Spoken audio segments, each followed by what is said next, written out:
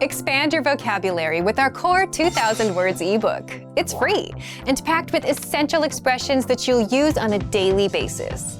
Start building your vocabulary today. Click the link in the description below to download your free Russian ebook before it's gone.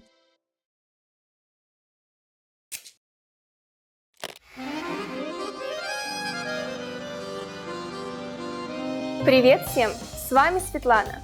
Hi everybody, I'm Svetlana. Welcome to RussianPod101.com's Русский язык за 3 минуты.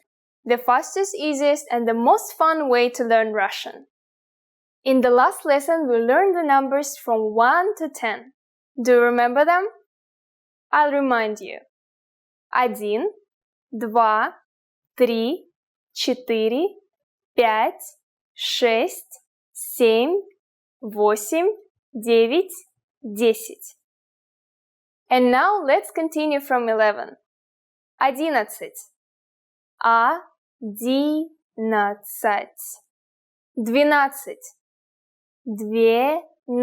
12. 13. 13.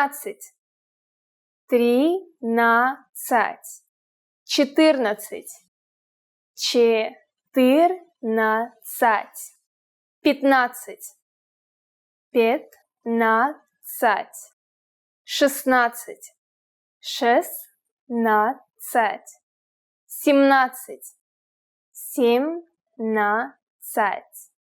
15. 15. 16, 16, 17, 17, 18, 18, 19, 19, and finally we have 20, 20. Okay, now repeat after me. I'll say the numbers and give you time to repeat each one. 11, 12, 13, 14, 15, 16, 17,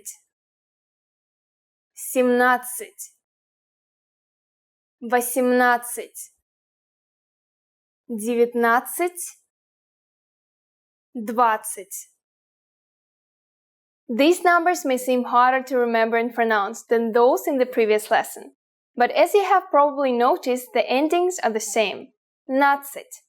The suffix tsat is the modified word for 10. 10. Tsat. Counting from 15 till 19, you simply eliminate the last letter from the original word and add 19. In the case of 14, you eliminate the letter ye. Let's not stop at 20. Let's learn how to count up to 100. First, I'll give you the tens. 30, 30, 40, 40,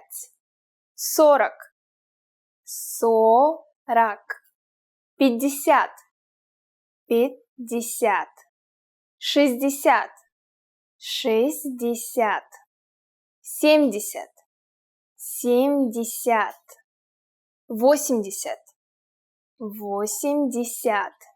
80, 90, 90, 100,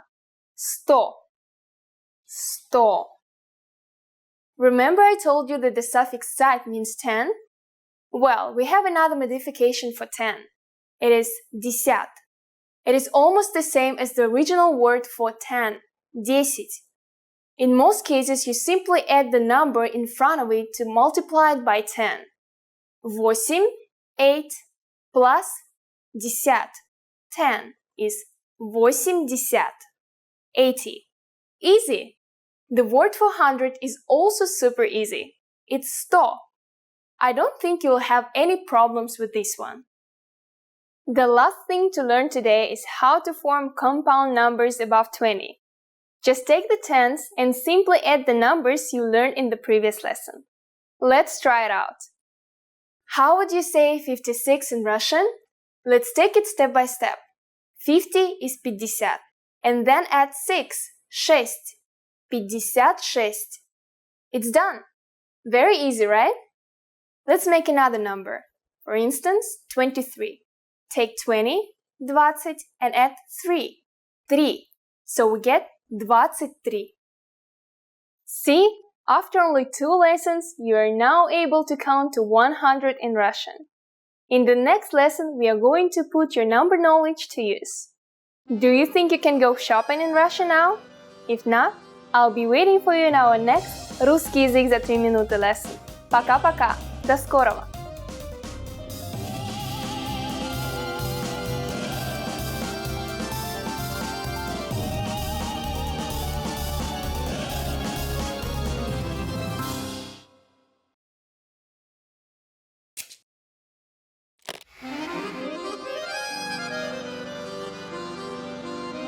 Привет всем! С вами Светлана. Hi everybody, I'm Svetlana. Welcome to RussianPod101.com. Русский язык за 3 минуты. The fastest, easiest, and the most fun way to learn Russian. In the last lesson, we learned the phrase «Извините». Вы говорите по-английски? Excuse me, do you speak English? We mentioned the word «извините», which means excuse me in Russian. In this lesson, we're going to learn how to use «извините» and other words when apologizing in Russian. We usually use «извините» when we want to draw somebody's attention. Perhaps you want to order something in the restaurant or simply ask the time. For example, «Извините, который час?» Excuse me, what time is it? The other meaning of «извините» is to say I'm sorry for something you've done or haven't done. The word «извините» derives from the word «вина», which means guilt in English. You use it when you feel guilty for bothering somebody or causing some problem. The word «извините» is used in its formal polite form. The informal version for it is «извини». It can also be used in 2 ways as mentioned, but is mostly used in the sense of regret and apology. «Извини» refers to the informal pronoun «you» in its singular form.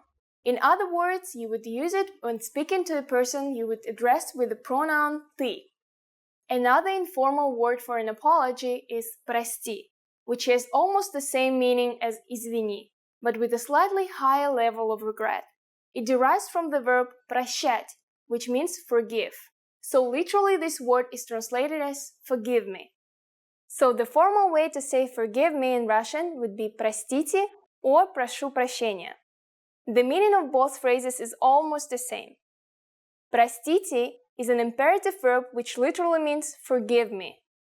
«Прошу прощения» means I am asking you to forgive me. This phrase is a bit more polite than «простите». As you might have guessed, the word «прошу» means I ask.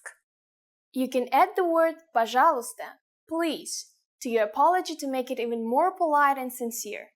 «Простите, пожалуйста». Извините, пожалуйста. Excuse me, please. Okay, great. Now it's time for Svetlana's tips. If you accidentally bump somebody, any of the phrases mentioned in this lesson would be fine for an apology. Just don't say nothing or ignore the other person because you might get a very angry reaction and be yelled at in front of everybody. Russians can be very short-tempered and emotional, but will not usually harbor resentment if you admit your mistake. It is always easier to say a simple word of apology straight away rather than try to cool an angry Russian down. Okay, that's it for this lesson. Can you count in Russian? In the next lesson, we'll learn the numbers from 1 to 10. I'll be waiting for you in our next «Русский язык за 3 минуты» lesson. Пока-пока!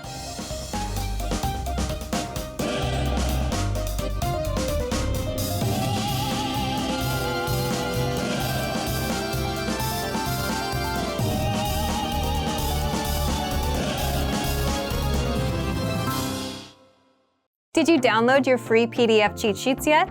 These conversation cheat sheets are an easy way to speak more, because you get cheat sheets for conversational topics like the weather, family, hobbies, and much more. And inside, you'll learn common questions and answers that you'd use in conversations, as well as tons of vocabulary. Don't miss out on this free gift. Click the link in the description to get access.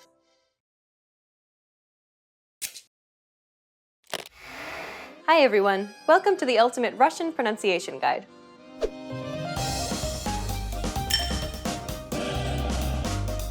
In this lesson, you'll learn the top 5 Russian pronunciation mistakes to avoid. These are common mistakes that Russian learners tend to make, so pay close attention and make sure that you don't make these same mistakes too. Are you ready? Then let's get started. Ü. This is a rare sound that doesn't exist in many languages. Many Russian learners are unable to pronounce this vowel simply because it's unfamiliar to them. When Russian learners attempt to pronounce this vowel, they tend to pronounce it as I instead of Ü. This is an issue because the former sound is another vowel in Russian. Consider these two words. Бить, быть. These two words sound very similar, but their meanings are completely different. It is essential that you're able to clearly distinguish between the two vowels. I, Ü. The inability to do so could lead to some very problematic misunderstandings. We'll cover this sound in the next lesson. Stay tuned so that you can correct this common mistake. This is another letter that's difficult for Russian learners to deal with. The soft sign is a letter that acts like a modifier. It doesn't produce any sound on its own, but is instead used to affect a preceding letter's sound quality by adding palatalization.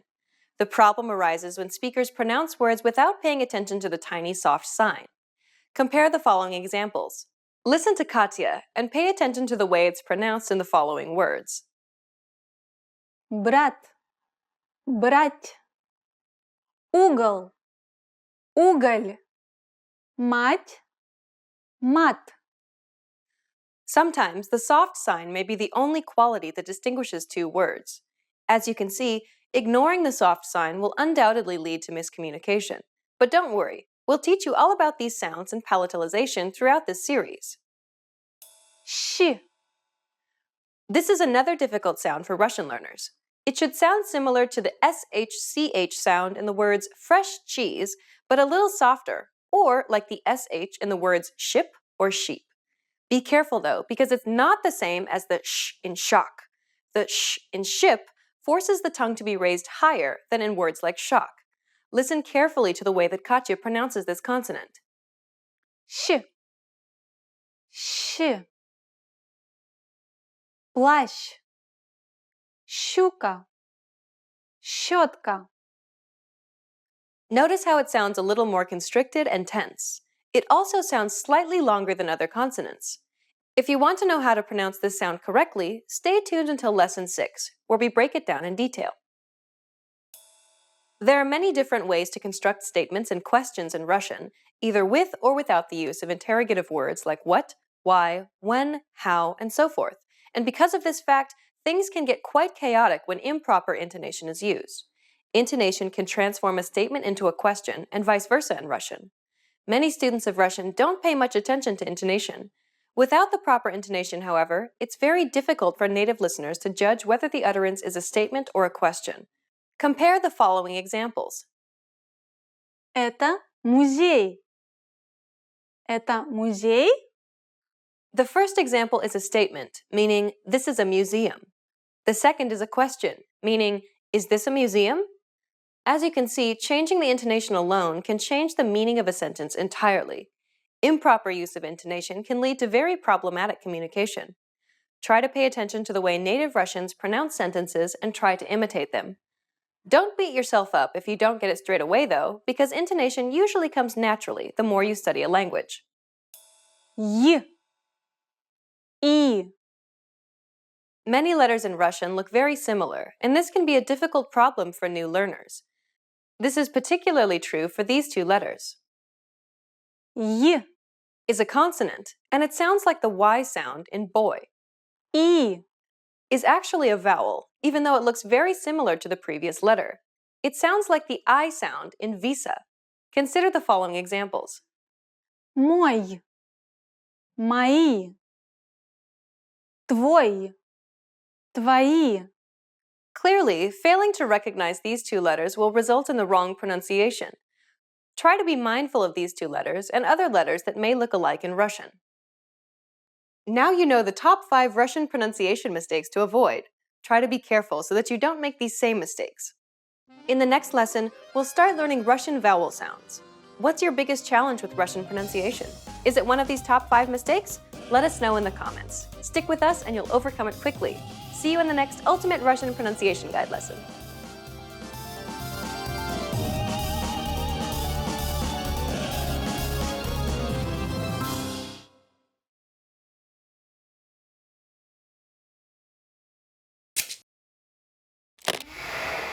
Hi everyone, I'm Gabriella.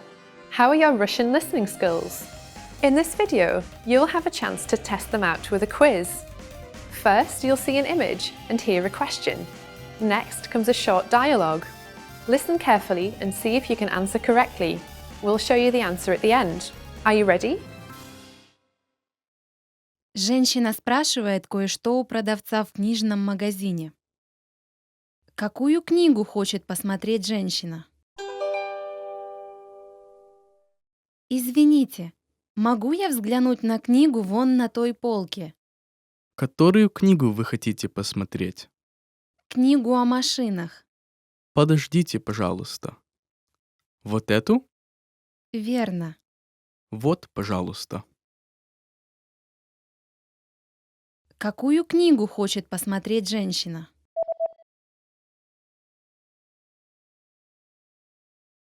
Женщина спрашивает кое-что у продавца в книжном магазине. Какую книгу хочет посмотреть женщина? Извините, могу я взглянуть на книгу вон на той полке? Которую книгу вы хотите посмотреть? Книгу о машинах. Подождите, пожалуйста. Вот эту?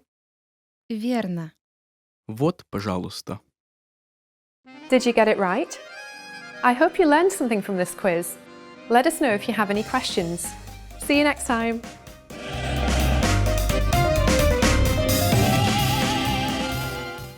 Hi everybody, I'm Katusha from RussianPod101.com. Do you know how to say I love you in Russian? In this lesson, you'll learn 3 different ways to say I love you and a special phrase for Valentine's Day.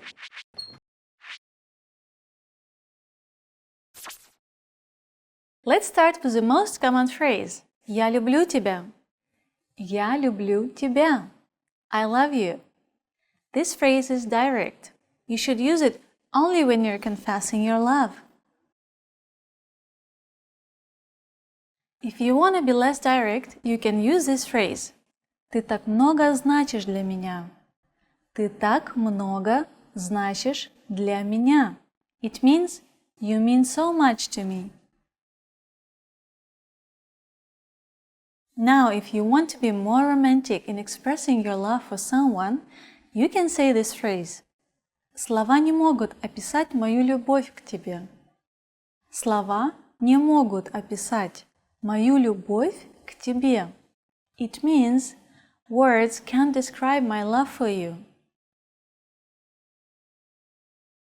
Now you know 3 different ways to say I love you in Russian. And here's one more.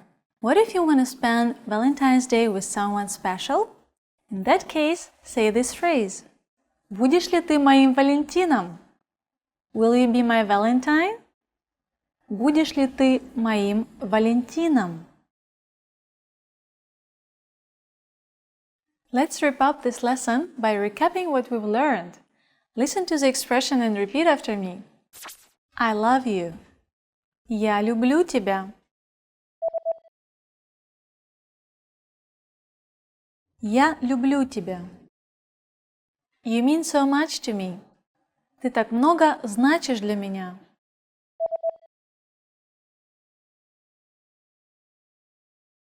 Ты так много значишь для меня.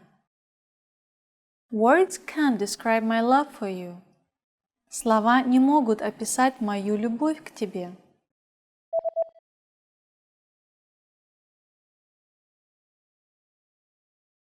Слова не могут описать мою любовь к тебе.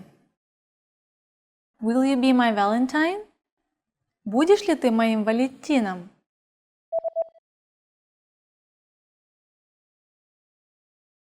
Будешь ли ты моим Валентином? Well done!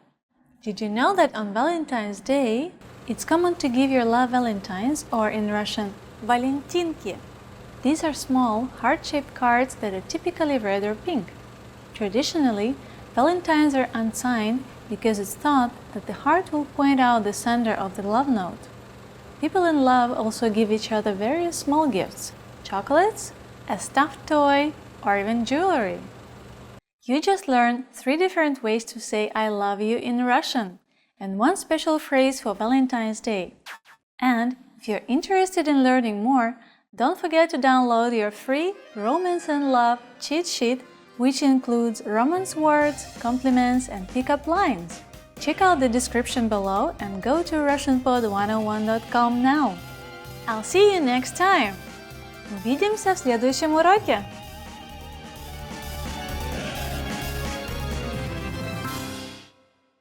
Now that you're finished with this lesson, don't forget, as a free bonus, you get over 30 conversation cheat sheets, but only if you sign up via the link in the description. You'll learn how to have flowing conversations and how to answer the most common questions. You can also print out these colorful cheat sheets to keep as physical study material. So don't miss out on this free gift. Click the link in the description and sign up for a free lifetime account to get your PDF cheat sheets.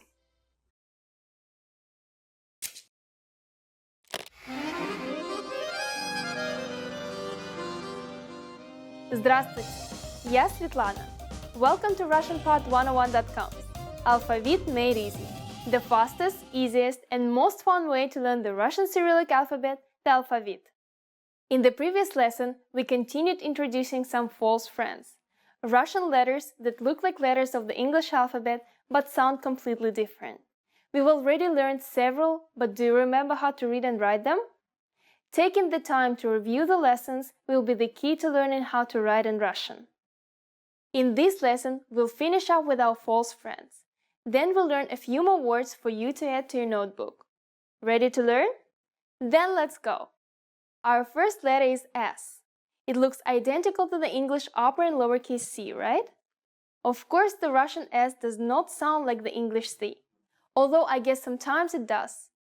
I mean, the English C can sometimes make an S sound, so it's kind of like a mostly false friend, right? Here's the uppercase.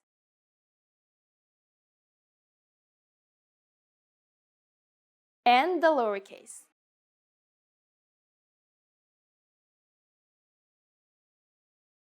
The cursive uppercase S looks like this. It's similar to the English cursive C, but thankfully it's a bit simpler than most Russian letters. Uppercase S is a single stroke which connects easily to the next letter without lifting your pen or pencil. As for the lowercase s, it's identical to the uppercase except for its size. Now we'll write them.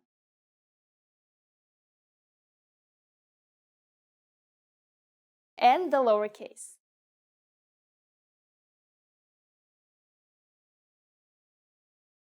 The second letter we'll learn in this lesson looks pretty familiar. U. As you can see, it looks similar to an English Y, with just small differences. Of course, it doesn't sound like Y at all, but at least it's easy to pronounce. U makes an U sound 100% of the time. Here's how to write the printed versions.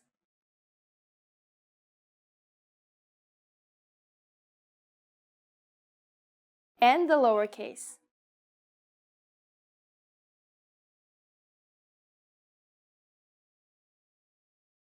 Now let's take a look at how to write U in cursive. The uppercase version looks like this. As you can see, the cursive version of U looks similar to the English Y. It's written in a single stroke and connects easily to the next letter. While the uppercase version does not dip below the line, the lowercase version does. Now it's time to write it.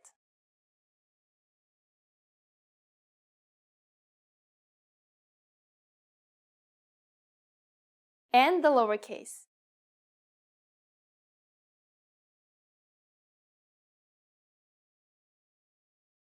Let's learn one more letter. The third letter we learn in this lesson should look pretty familiar too. Ha. As you can see, it looks identical to the English X, but of course it doesn't sound like X. Actually, this will be a new sound for most English speakers. Ha makes a harder H sound, H. Ha makes this sound 100% of the time. Here's how to write the printed versions.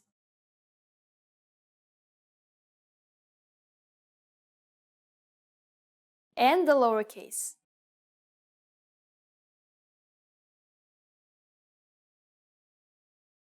As you can see, the cursive version of Ha is not at all similar to the cursive version of the English X. It's written in two strokes and connects easily to the next letter. Lowercase h looks exactly like the uppercase version, but just a little smaller. Let's write it.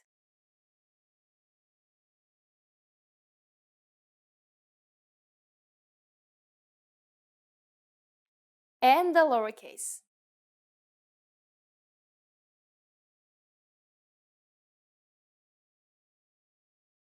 And that's all! Wow! Great job today! We finally met the last of our false friends. We'll continue learning more letters in the next lesson. But for now, let's practice using these letters in some new words. First up is a word that uses two of our new letters.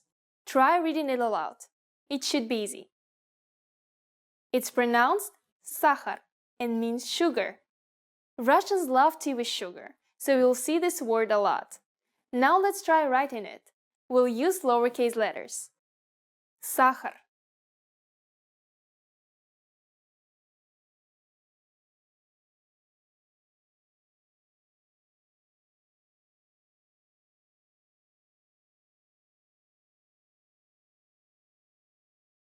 Now let's try writing two sentences. As you know from a previous lesson, on means he.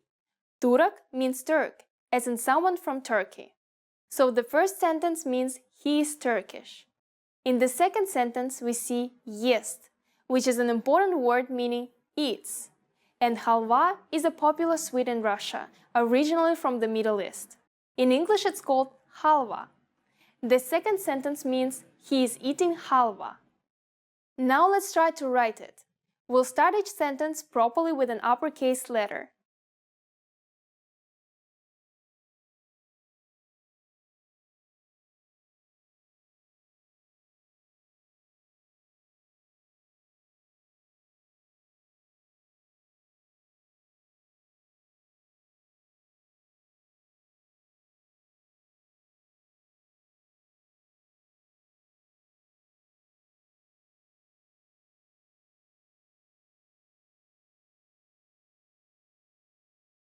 Он турок.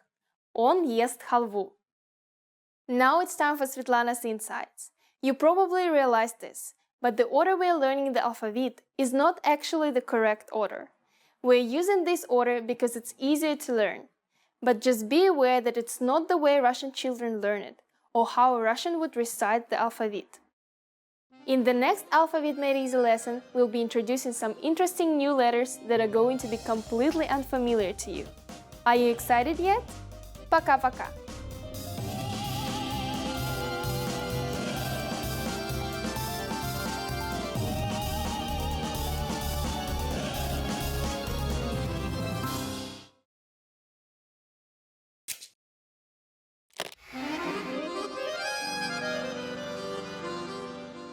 Здравствуйте! Я Светлана. Welcome to RussianPod101.com. Alphabet Made Easy. The fastest, easiest, and most fun way to learn the Russian Cyrillic alphabet, the alphabet. In the last lesson, we met several new friends and started using B and G. If you're watching this lesson, that means you're feeling comfortable with those and ready for a new challenge. In this lesson, we'll continue with a new friends category. Remember, these are letters that don't look like English letters, but have sounds that can be found in English. Our first new friend is D. Maybe you recognize this letter from a James Bond movie, or maybe you've seen da spelled out before.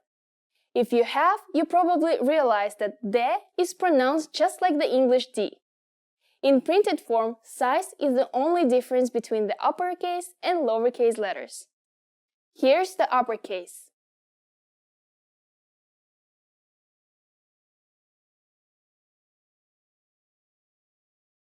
And the lowercase.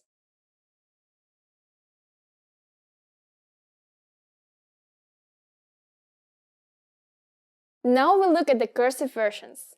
English speakers will be happy to see that the cursive uppercase D looks pretty similar to an uppercase D. What a nice new friend! While it's written in a slightly different way, it should be easy to recognize. It's written in one stroke and you have to pick up your pen to begin the next letter. Unfortunately, D isn't such a nice friend when it comes to the lowercase. It looks just like a lowercase English G. This means you should have no problem writing it, but it's easy to accidentally read it as a G. Now we'll write them.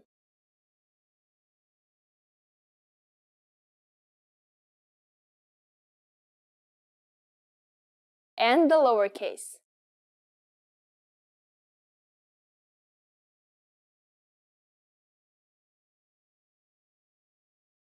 Let's move on to another new friend. The second letter we'll learn in this lesson looks like the number 3. Z. While it may look strange, Z has a pretty familiar sound. Z always makes a Z sound, and despite how it looks, it sounds exactly like the English Z. Here's how to write the printed versions.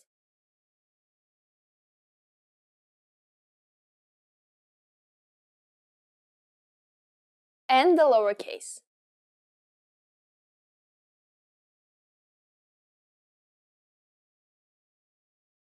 Now let's take a look at how to write Z by hand.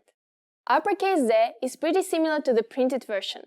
It's one stroke, but we have to pick up our pen before moving on to the next letter.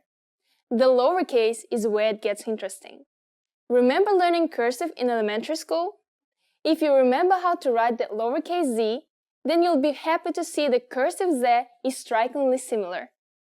Now it's time to write it.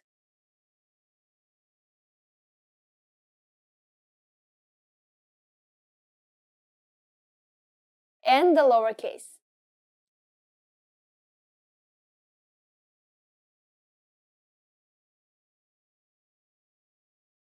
Okay, that's it for our new friends in this lesson. Now it's time to bring everything together in order to write some new words. First up is a very common word that you'll use when talking about your plans. Can you read it by yourself? It's завтра. You're forgiven if you said zamra. The cursive T looks a lot like an English M. Now try to write it yourself.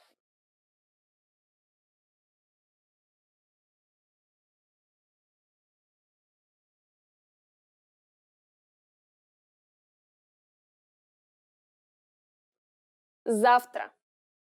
The next word is a fun one. Let's see if you can read it. Did you read it as Дед Мороз? It can be tricky to know when O is O and when it's A, but we'll talk more about that in a later lesson. Дед Мороз is the Russian Santa Claus. So let's try writing it. Both Дед and Мороз should start with uppercase letters.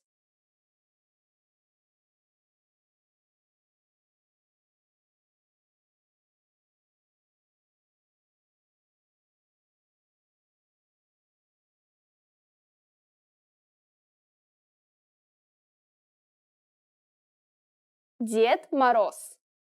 Remember that after the uppercase D, you have to pick up your pen to start the next letter. M, on the other hand, connects easily to the next letter. Nice job! Now it's time for Svetlana's insights. You may have noticed that some uppercase letters like D don't seem to be connecting very well. This happens with many uppercase letters in Russian.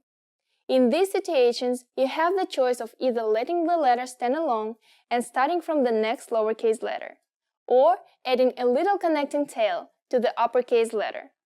However, when writing, most people don't connect D, V, and other difficult to connect uppercase letters.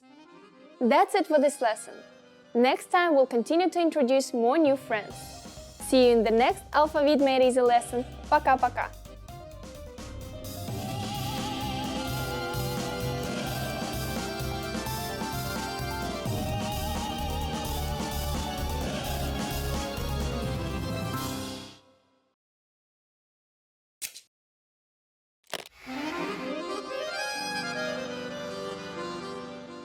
Здравствуйте! Я Светлана. Welcome to RussianPod101.com's Alphabet Made Easy, the fastest, easiest, and most fun way to learn the Russian Cyrillic alphabet, the alphabet. In the last lesson, we met the last of our false friends, the Russian letters that look like letters of the English alphabet but sound different. I hope you remember how to read and write them all. If you've been practicing, I'm sure you're doing a great job. In this lesson, we'll learn a new category of Russian letters, new friends. New friends are letters that don't look like English letters but have sounds that can be found in English. That means that they should all be very easy to pronounce. Ready to learn? Then let's go! Our first new friend is B. This is the first truly new-looking letter for English speakers. Although it looks new, it should sound quite familiar. B is pronounced just like the English B. As you can see though, the upper and lower case look very different. Here's the uppercase.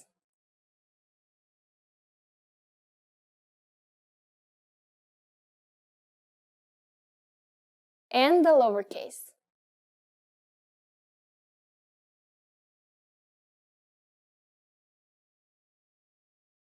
The cursive uppercase B looks like this. It has two strokes and continues to the next letter after the lower stroke. The lowercase is quite different from the uppercase, and you have to lift your pen at the end. This makes lowercase b the only letter which does not connect smoothly to the following letter. Now we'll write them.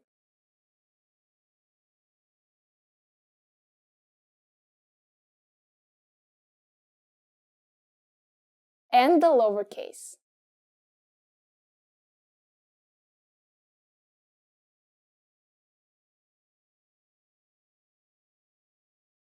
Let's move on to another new friend. The second letter in this lesson looks like a rotated uppercase L in English. G. While it may look strange, G has a pretty familiar sound. G functions in the same way as the English G, and almost always makes a hard G sound. Sometimes it can sound like V, but only in rare cases. Here's how to write the printed versions.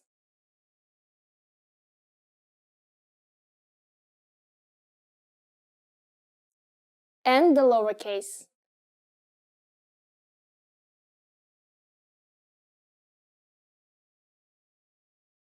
Now let's take a look at how to write G in cursive. The uppercase version looks like this. As you can see, the cursive version of G looks kind of like the uppercase T in English. It's written in two strokes and connects to the next letter by swinging back around. Now let's take a look at the lowercase cursive G. Lowercase g is a lot trickier because it looks nothing like the printed version. On its own, it's written like this, but when connected to the preceding letter, it looks a lot more natural. Handwriting time.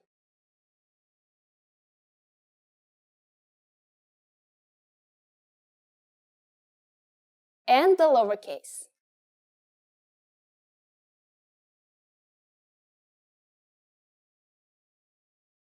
That's it for our new friends today. We'll continue learning more letters next lesson. But for now, let's practice using these letters in some new words. First up is a word that uses both of our new letters. Try reading it aloud. I hope you could successfully read this as Bog. It's a very important word for many Russian people. It means God. Let's write it.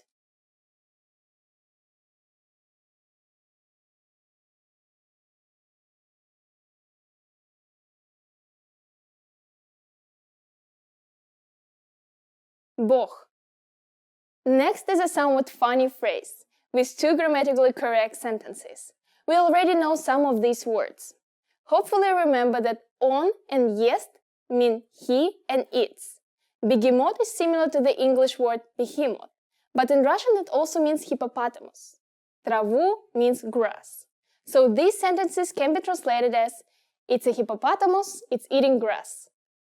Now that we understand it, let's try writing it by hand.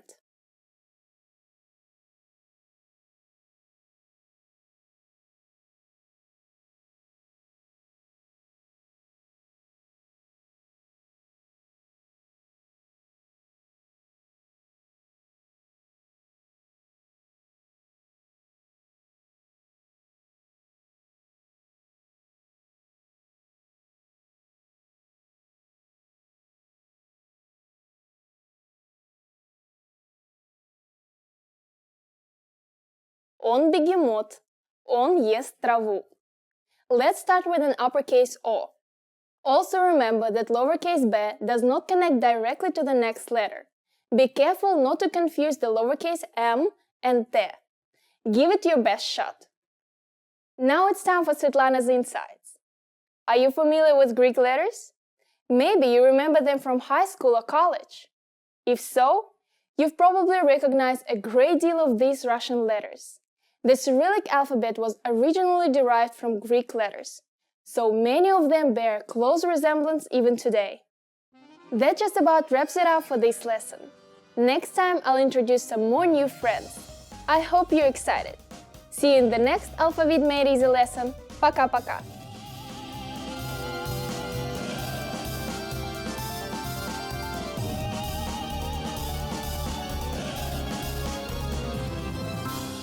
Hello, привет! My name is Katyusha and welcome to Top 25 Russian Verbs. Let's start. Начнем. Быть. To be. To be or not to be. Быть или не быть. Я могу быть через 15 минут. I can be there in 15 minutes. Сказать. To say. Сказать. To say. Я хочу сказать. I would like to say, and then you keep saying what you want to say. The boss said, blah, blah, blah. Начальник сказал, and then you keep going what exactly he says. Мочь. Be able to. Мочь. To be able to. It is very close to the meaning of I can. For example, я могу тебе помочь. I am able of helping you. I can help you. Говорить. To speak. Я говорю. I speak. For example, don't speak when I speak. Не говори, когда я говорю. Знать. To know. Знать. To know. I know what you know. Я знаю, что ты знаешь. Я знаю. I know. Ты знаешь. You know. Стать. To become. Стать. You can use it if you want to become somebody. So you can also say, I would like to become a designer. Я хотела бы стать дизайнером. Я хотела бы стать дизайнером. Есть. To exist. There is. I exist. Я есть. Хотеть. To want. Хотеть. To want. Я хочу. I want. What do you want? Что ты хочешь? Видеть. To see. Видеть. To see. Я тебя вижу. I can see you. Я тебя вижу. Идти. To go. Идти. To go. For example, when you want to say let's go, it changes to пошли. Пошли. But if you just use идти, we can go to zoo. Мы можем пойти в зоопарк. I don't want to go anywhere. Я никуда не хочу идти. Я никуда не хочу идти. Стоять. To stand. Стоять. I had to stand in a train for 2 hours. Мне пришлось стоять в поезде 2 часа. Думать. To think. Думать. Think. I think that... Blah, blah, blah, blah. Я думаю, что... Blah, blah, blah, blah. You use it when you want to say something. Your own opinion about something. Я не думаю, что это хорошая идея. I don't think it's a good idea. Спросить. To ask. Спросить. Ask. For example, if you lost your way in a city, so you want to ask someone how to get to the next bus station, you can stop a person and just say, могу я спросить? Can I ask you? Могу я спросить? Sorry, can I ask you? And then you can ask how to get somewhere. Жить. To live. Жить. To live. When you introduce yourself and you want to say where you live, exactly which city, which town, which country, or like which district. So, я живу в Москве. I live in Moscow. Смотреть. To watch. To look. Смотреть. I look at you. Я смотрю на тебя. Your mom can see that you have dirty jeans or something. She could say, посмотри на себя. Look at yourself. Look at you. With the face like that. I watch a lot of movies. Я смотрю много фильмов. Сидеть. To sit. Сидеть. Sit. I don't like to sit. Я не люблю сидеть. For example, if you say, I don't like to sit on one spot, literally it means я не люблю сидеть на одном месте, which means you like to move a lot and like to do different things and have a lot of things to do. Кушать. To eat. What do you like to eat? Что ты любишь кушать?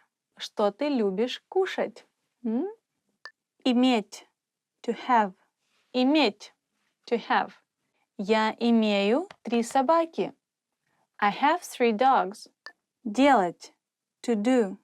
I can do this. Я могу это сделать. Я могу, which means I can do. For example, you're doing your homework, so you can say я делаю домашнее задание.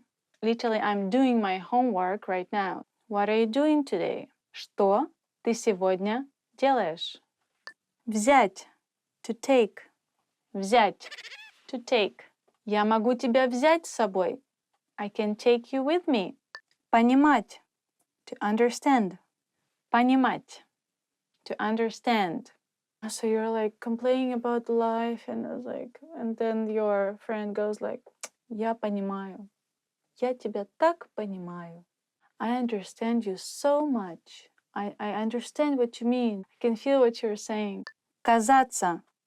To appear. To seem. It seems it's gonna rain tomorrow. Кажется, завтра будет дождь. It's close to I think, but you're not sure. It's not your real opinion about something, it's just you're guessing. Давать. To give. You can say, give me please. Дай мне, пожалуйста. Дай мне, пожалуйста. Or you can say, давайте. It's a bit different meaning, means let's do something. Давайте. Давайте пойдем гулять. Let's go for a walk. I'd like to give you a piece of advice. Я хочу дать тебе совет. Ходить. To walk. To go. Ходить. To walk, to go. So it's similar to идти, which means go somewhere, like visiting some classes. For example, you can say, I want to go to ballet classes. Я хочу ходить на занятия балета. Я хочу ходить на занятия балета. I like walking. Я люблю ходить. Спать. To sleep. Спать. To sleep. I don't want to sleep right now. Я не хочу сейчас спать. I really want to sleep. Я очень хочу спать. Don't sleep, don't sleep. Не спи, не спи. You can see somebody is falling asleep. You're like, don't sleep, don't sleep. Не спи, не спи. This is it, our 25 top Russian verbs. Now, don't forget to subscribe to our channel. See you later. Пока-пока. Subscribe. Subscribe.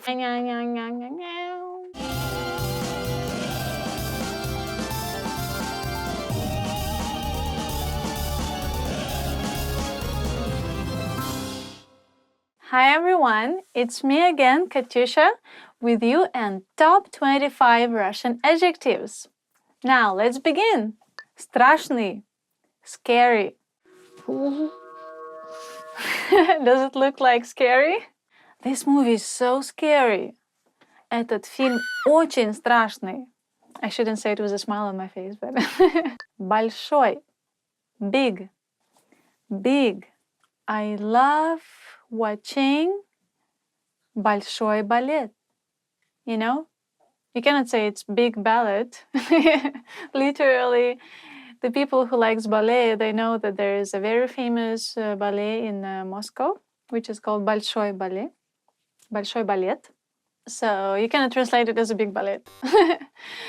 You have to still say it большой балет. Okay? Let's go watch большой балет. For example, bring me that big basket. Принеси мне эту большую корзину.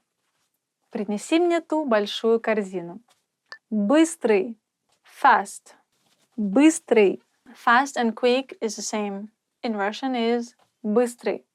Run as fast as you can.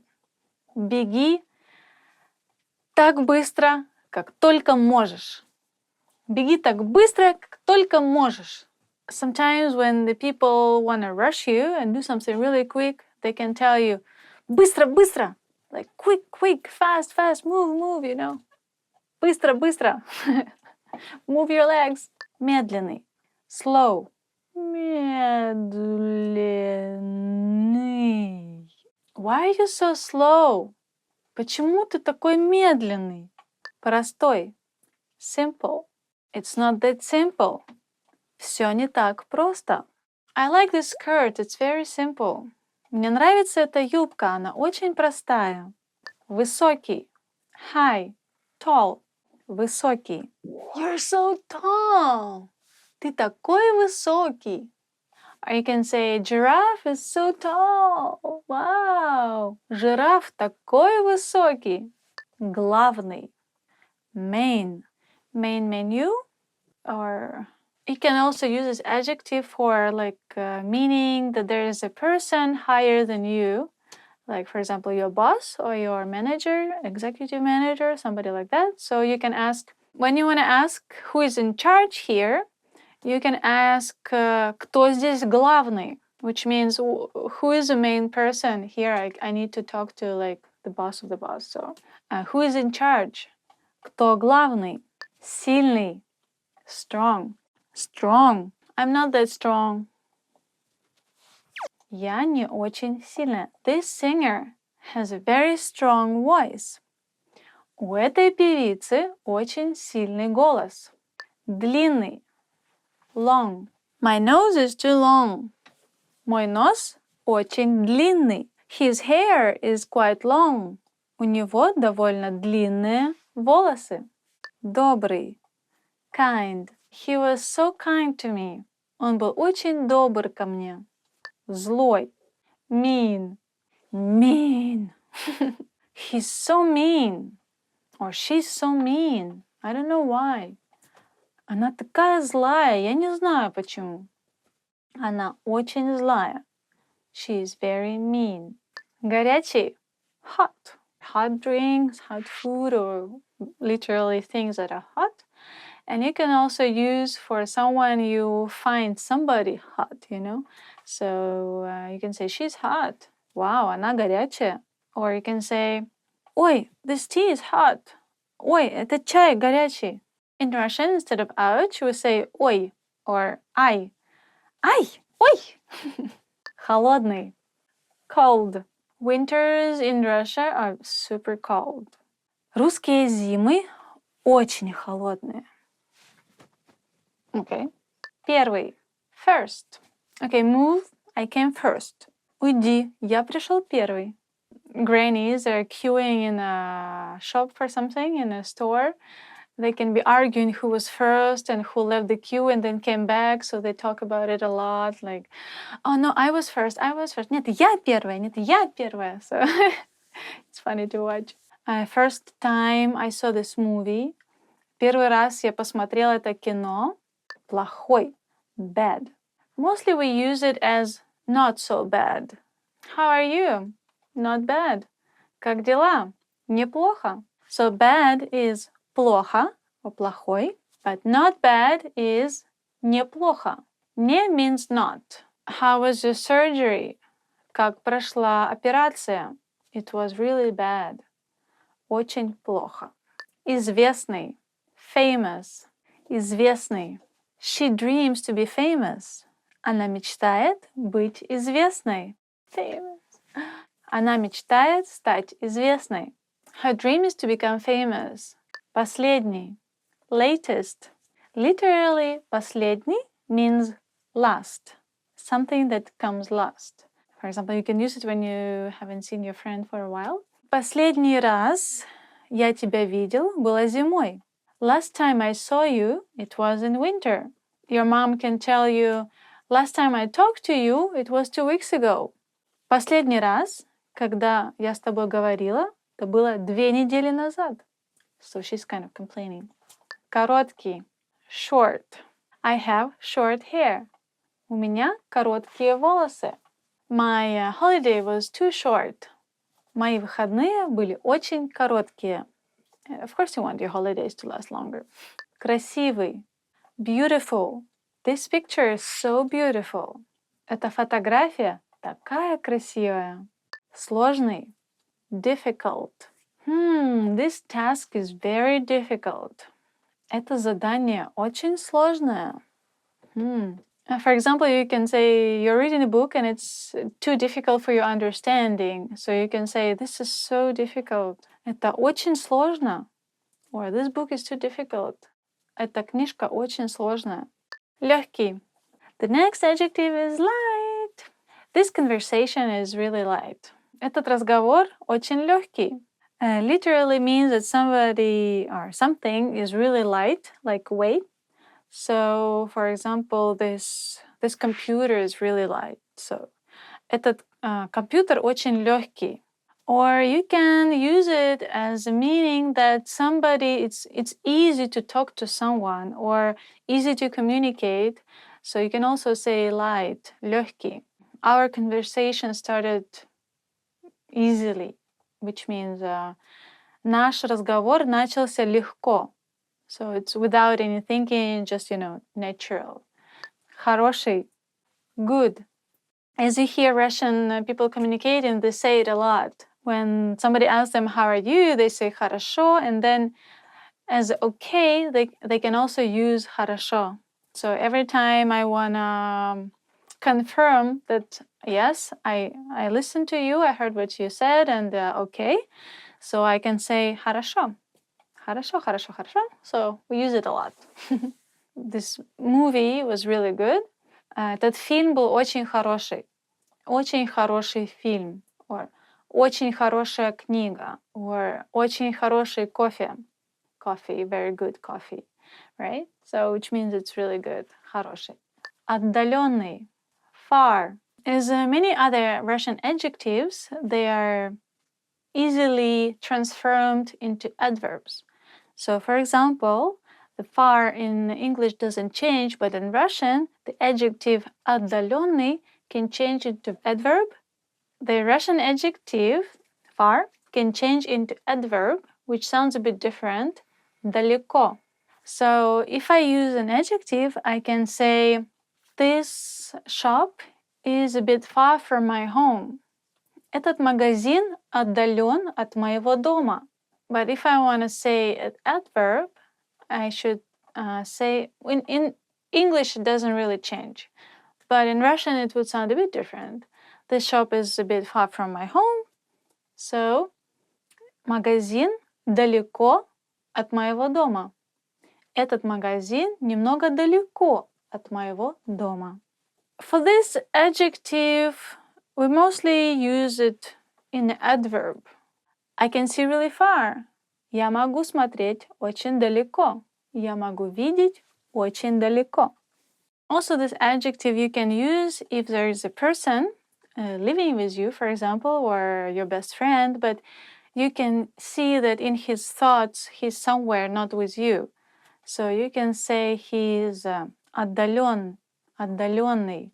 He's somewhere away from me, So you can say, I don't know why, he's really far in his thoughts.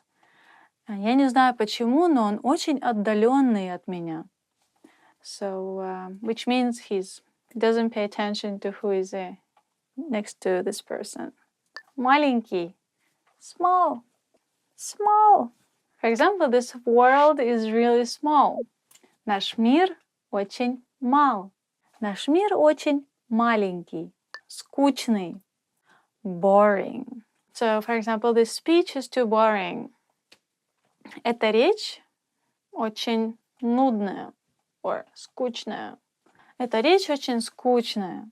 So yes, you can use instead of скучный, which is boring, one more word. It's same meaning, but it sounds a bit different, and it sounds like that. Нудный. Нудный. Скучный. Нудный. Basically same meaning. He's so boring. Он такой нудный.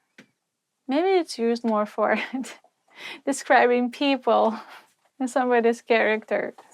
Okay, let's get some extra adjectives for you. Lazy. Ленивый. It's so easy to be lazy. Так легко быть ленивым. Очень легко быть ленивым. Don't be lazy. Не ленись. Now, next adjective should be благодарный. Grateful.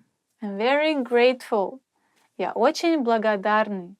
Я очень благодарен. I'm very grateful to you. Я очень тебе благодарен. I guess that's it.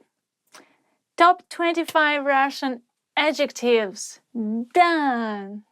Thank you for staying with me, Katyusha. I hope you enjoy top 25 Russian adjectives. And I hope to see you again with me and some extra Russian words. And don't forget to subscribe. Пока-пока. Top 25 Russian adjectives. The end.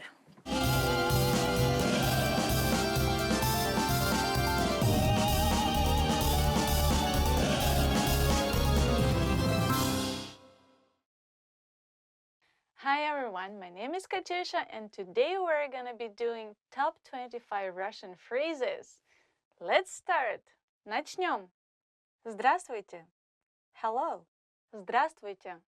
Hello. For example, здравствуйте. Не подскажете, как пройти в библиотеку? Hello. Could you tell me how to get to the library? We also have another phrase for hello, which is informal and sounds like привет. Привет! Привет! Hello! Доброе утро! Good morning! Доброе утро! Good morning! Whenever you wake up, you just go Доброе утро or Доброе утро. Доброе утро. Sounds like that, okay? Добрый день. Good afternoon. Добрый день. Good afternoon. Добрый means that something is good. So people are wishing you something good in the day when you wake up, when they meet you at school at the daytime or like in the evening. But usually you say привет, which is hello. Добрый вечер. Good evening. Добрый вечер. Good evening. I guess you can switch it to привет if you talk to your friends, but yeah, if you talk to strangers, you better say polite way and say добрый вечер. Good evening. Добро пожаловать. Welcome. Добро пожаловать. Welcome. You're welcome to come, right? Same with Russian, it's good that you came. Добро пожаловать. Добро пожаловать в Россию. Welcome to Russia. Как вас зовут? What's your name? Как вас зовут? What's your name? So first, when you see a stranger, you have to say здравствуйте. Как вас зовут? Меня зовут. My name is. Меня зовут and your name. My name is. Ding, ding, ding, ding, ding. Let's practice. Здравствуйте. Как вас зовут? Меня зовут Катя. How was it? Am I talking to myself? Приятно познакомиться. Nice to meet you.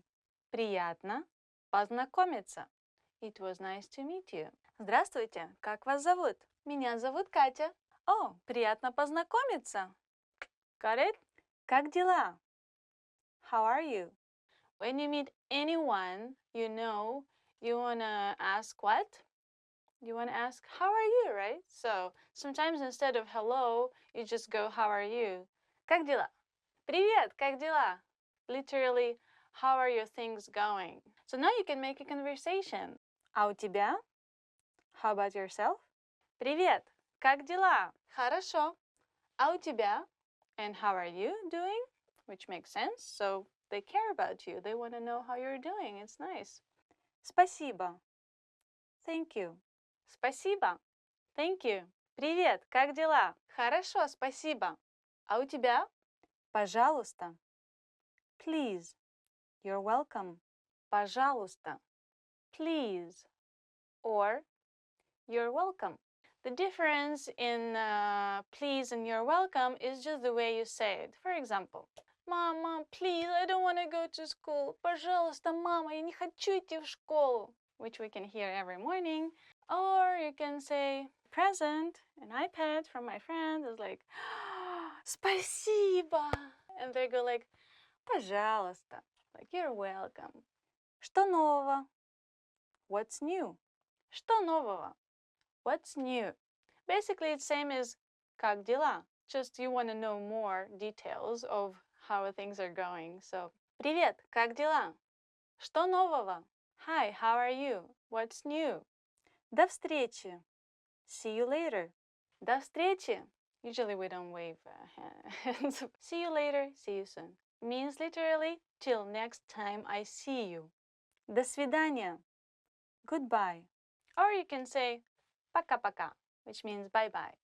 Где находится туалет? Where is the bathroom? Где находится туалет? Where is the bathroom? You can make it shorter because the word находится literally means located or to be, can be just cut out. So you can just say где туалет? Where is the toilet? Or you can ask где здесь туалет?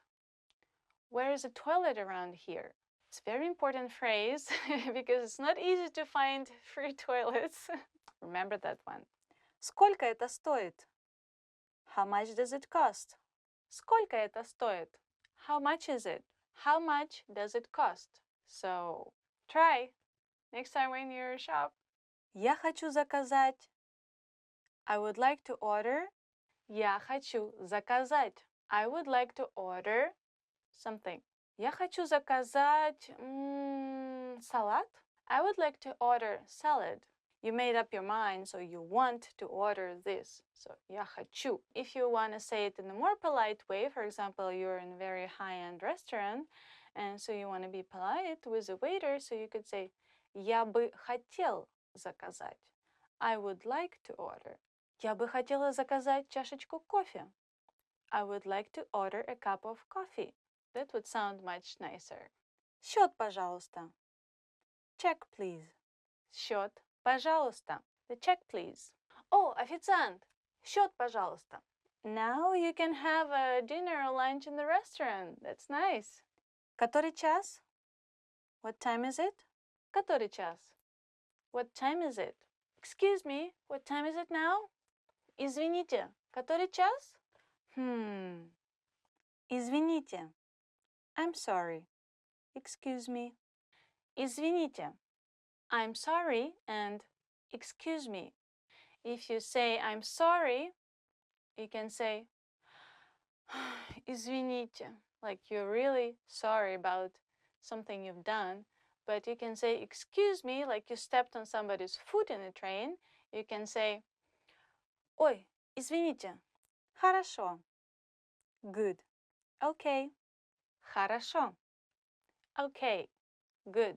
When somebody asks you, how are you doing? Как дела? You can say, хорошо, спасибо. I'm good, thank you. Помогите. Help. Помогите. Someone. Help, help, help me, somebody.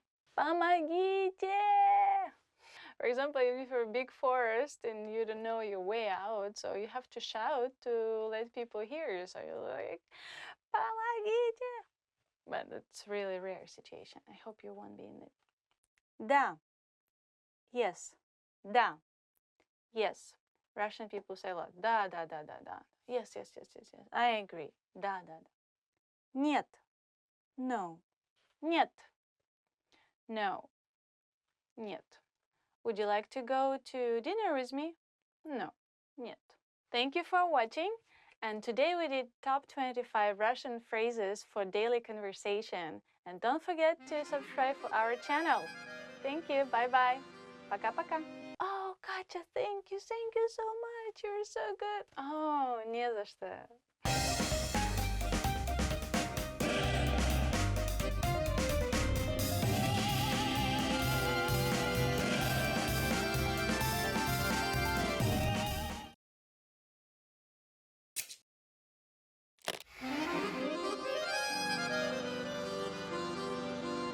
Здравствуйте, я Светлана. Welcome to RussianPod101.com. Alphabet Made Easy.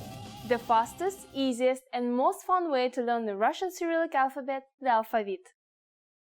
In the first 2 lessons, we covered the true friends in the Russian alphabet. Now we are going to take a look at some slightly more difficult Russian letters, the false friends. While true friends look and sound like their English counterparts, false friends look like English letters but sound completely different. Ready to go? Let's get started. In this lesson, we'll learn how to read and write 2 false friends in both printed and cursive forms. Our first letter is Y. You really want this letter to make an E sound, don't you? Even the upper and lower cases are the same as the English. This letter, however, sounds like Y and sometimes E. In later lessons, we'll tell you more about when and why the pronunciation changes. While Y is a false friend, at least it's not trying to deceive you too much. Here's the uppercase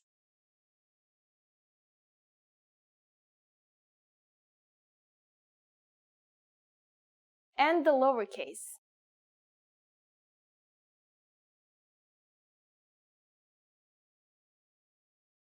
Now let's take a look at how to write it in cursive. The cursive version of uppercase Y looks like this. It's nearly identical to the English cursive and easy to write. Y is a single stroke, so you can continue with the next letter after the uppercase without lifting your pen or pencil. Now let's take a look at the lowercase handwritten Y. Again, it's similar to the English cursive, but in Russian, their starting point isn't from the bottom. Now we'll write them.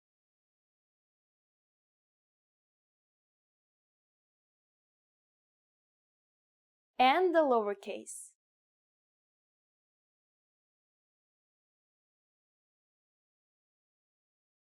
For both the upper and lowercase versions, it's easy to connect to the next letter.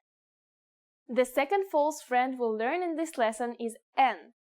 As you can see, it looks exactly like an English H. But of course it doesn't sound like one. It's actually pronounced like the English N. You could always rotate the middle line in your head to make them into N's.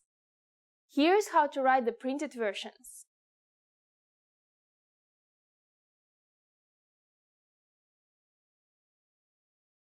And the lowercase.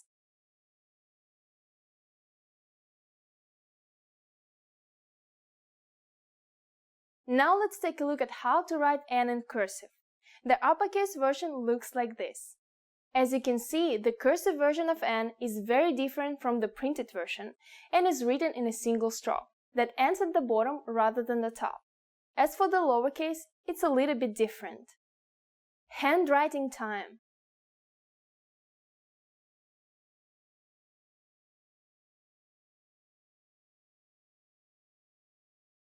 And the lowercase.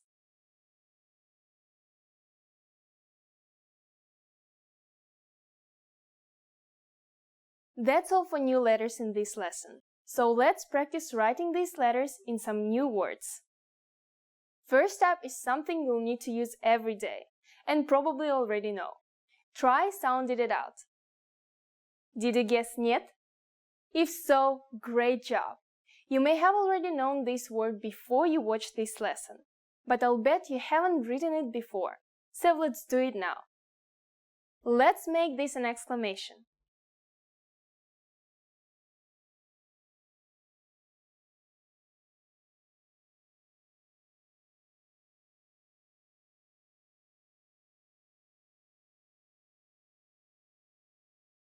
Нет. So we'll start with an uppercase N, followed by a lowercase Y and T. Then we'll polish it off with an exclamation point. Нет. Are you ready to stop? Нет? I knew it. We'll learn 2 more words that are very important and that you will hear all the time. Try reading them out loud. Did you say on? Great. What about она? Probably not, huh? Here you can hear how O can be pronounced as both O and A. Again, we'll talk later about why this happens. On is the male personal pronoun, the Russian equivalent of he, and она is the word for she. Pretty useful. Now let's try writing them.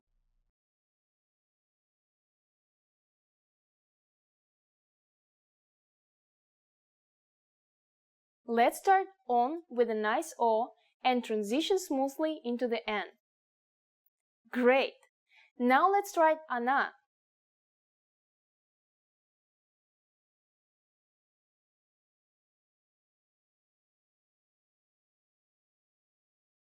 Start with the O again, then make a beautiful N and finish it out with an A. Nice work! Now it's time for Svetlana's insights. You may notice that there are some pretty big differences between Russian and English cursive styles. Russian cursive is much more common and more complicated. But it's fun, and you'll really be able to impress your Russian friends with your beautiful penmanship. One structural difference between Russian and English cursive styles is their starting and ending points of letters. In English, letters usually start from the bottom of the writing line. But in Russian, all lowercase letters start slightly above the line. This gives the Russian script a much different look and is part of the reason that some letters have hooks. Well, that's all for this lesson. We'll continue next time with a few more false friends. We'll learn some very useful letters to write common words like "and" in Russian. We'll learn that and much more in the next Alphabet Made Easy lesson. Пока-пока!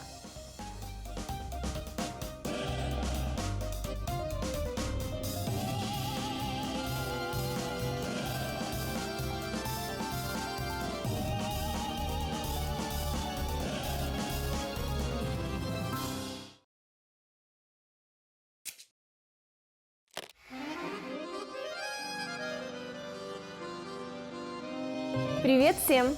С вами Светлана. Hi everybody, I'm Svetlana. Welcome to RussianPod101.com's Русский язык за 3 минуты. The fastest, easiest and the most fun way to learn Russian. In the last lesson, we learned how to introduce ourselves in Russian. Today we are going to learn how to use good manners as we thank people. Готовы? Are you ready? Поехали! Then let's start. There are several ways to thank people. Let's start with the most common phrase спасибо. Спасибо. Спасибо means thank you. To say thank you very much, you just need to add большое. Большое спасибо. Большое спасибо. Большое means big. In context, большое спасибо literally means big thanks. So when someone thanks you, how should you answer? There are several ways to respond to this phrase. One which is fairly close in translation to the English phrase "you're welcome" is пожалуйста. It's very common in Russia, but we also use another phrase quite often. Не за что, which means not at all. The word пожалуйста means something like please in English. Пожалуйста. In English, it sounds a little bit strange to say please when somebody thanks you, right? But by using this word, you're indicating that you are pleased to be helpful. Не за что means more or less the same thing as пожалуйста, but offers a little more courtesy. Say не за что. Не за что. One which is fairly close in translation to the English phrase "you're welcome" is пожалуйста. It's very common in Russia, but we also use another phrase quite often, не за что, which means not at all. Now it's time for Svetlana's tips. When saying thank you in Russia, body language is very important. Спасибо is the universal word and can be used in both formal and informal cases. You can make it sound more formal just by changing your intonation, like this. Спасибо. Friends usually act more openly and even slap each other on the shoulder. In any case, it's very important that your thanks be accompanied with smile and again, direct eye contact. Спасибо. Good job. That's it for this lesson. By the way, do you know what до свидания means? In our next lesson, you'll learn these and other greetings in Russian. Всем спасибо. Пока-пока.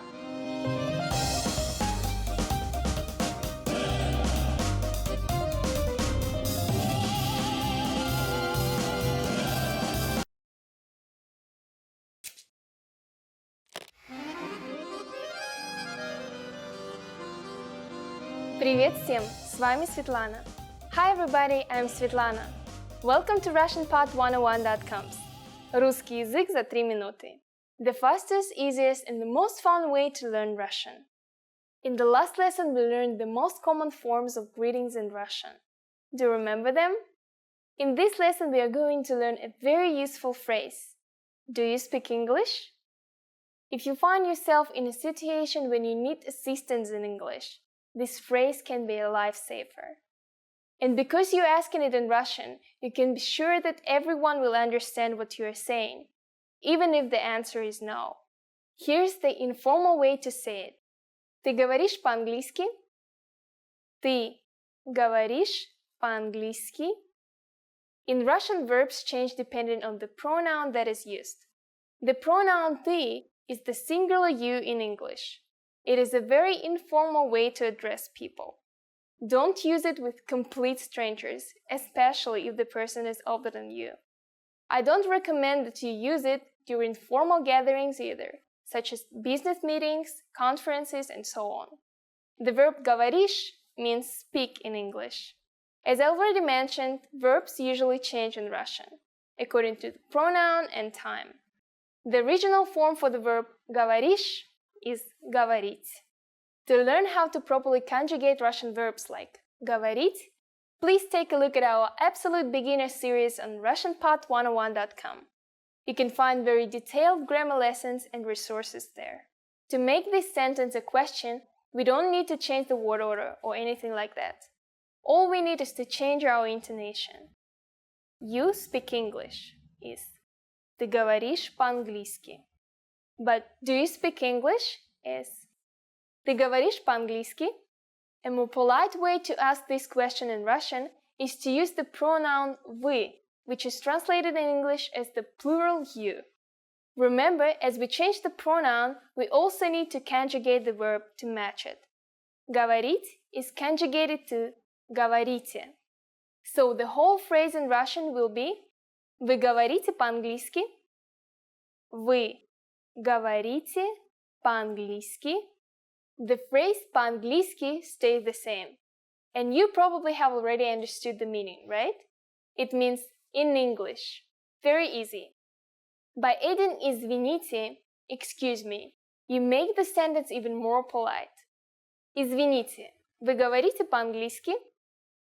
Извините, вы говорите по-английски?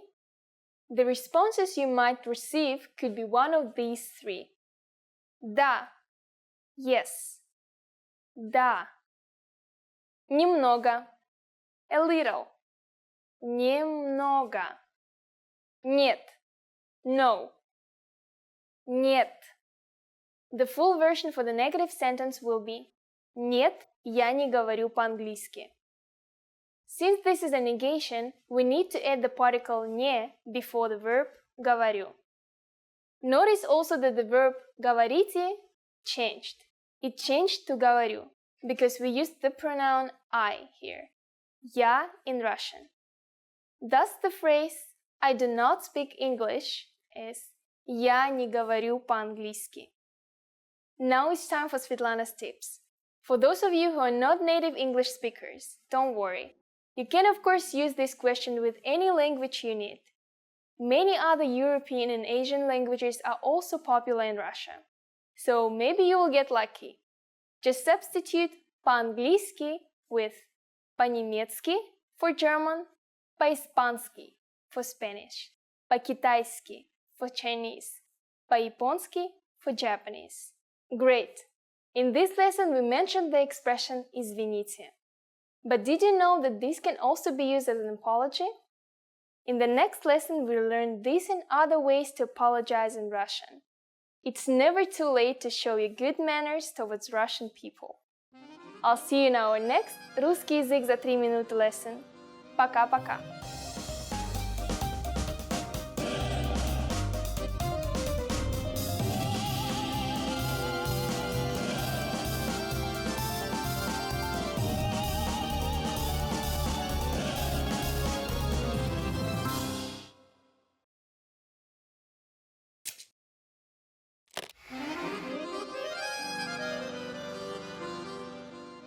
Здравствуйте! Я Светлана. Welcome to RussianPod101.com's Alphabet Made Easy, the fastest, easiest, and most fun way to learn the Russian Cyrillic alphabet, the alphabet. In the previous lesson, we introduced our first group of false friends, Russian letters that look like letters of the English alphabet but have completely different sounds. The first false friends that we learned were ye and n. Do you remember how to write them? What about the true friends from the first two lessons? Make sure that you feel confident about the characters from past lessons before moving on. In this lesson, we'll continue by learning two more false friends. After that, we'll learn a few more words to add to your notebook. Ready? Let's go! Our first letter is V. It looks identical to the English uppercase B, right? But the Russian V, as you have probably guessed, does not sound like B at all. It sounds like the English V, but a little bit harder. Listen to the pronunciation carefully. V. This letter is almost always pronounced in this way, but it can sometimes sound like a F when it comes at the end of the word. Here's the uppercase.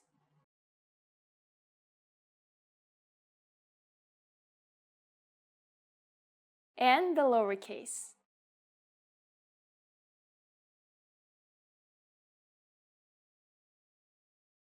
The cursive uppercase V looks like this. It's nearly identical to the cursive B in English and should be easy to write.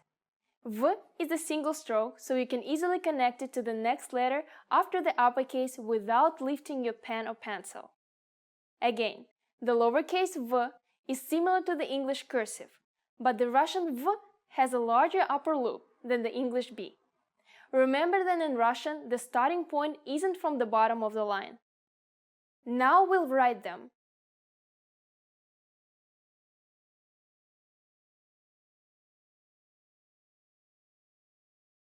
And the lowercase.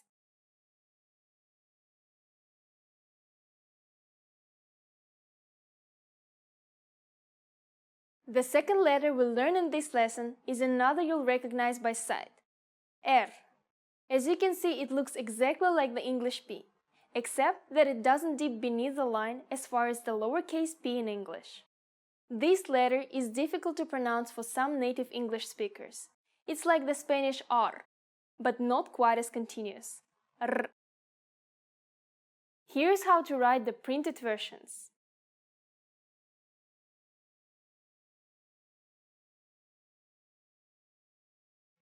And the lowercase.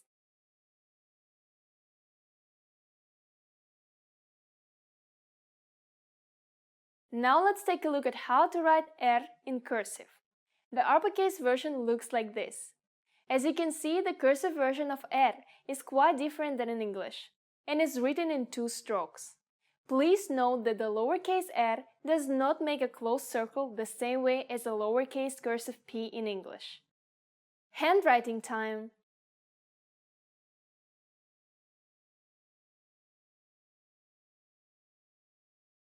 And the lowercase.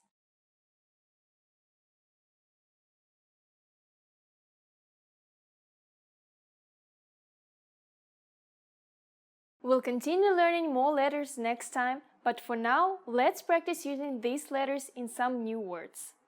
First up is a word that uses both of our new letters. Try reading it aloud. Did you say Venera? If you didn't, that's okay. Here we can see how ye can be pronounced as either e or ye. Venera is a Russian name for the planet Venus, and it's also a girl's name. Now try writing it. Let's start with an uppercase V.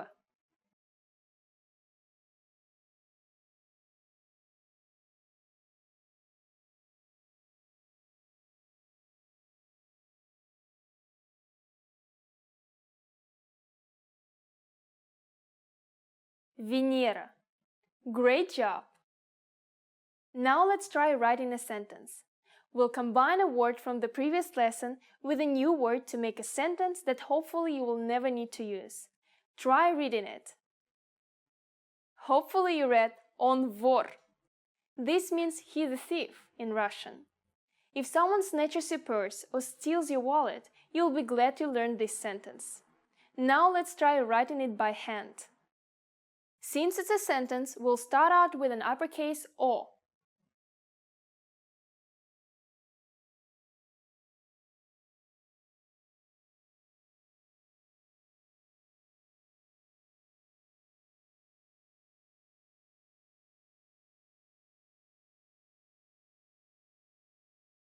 On vor. Make sure that your connections are smooth and fluid. Now it's time for Svetlana's insights. Your handwriting is like a signature, and no two people's are the same. When you see actual Russian handwriting, you may notice that sometimes people write letters in different ways. You'll notice a lot of people don't connect letters properly to the next one. Other people mix print-style letters with cursive letters. However, if you learn cursive properly, you will certainly impress your Russian friends and be able to understand almost anyone's handwriting. Good luck! That's it for this lesson. Today you moved from writing single words into sentences. In the next Alphabet Made Easy lesson, we'll be back to meet the last of our false friends, and then it's on to uncharted territory. Пока-пока!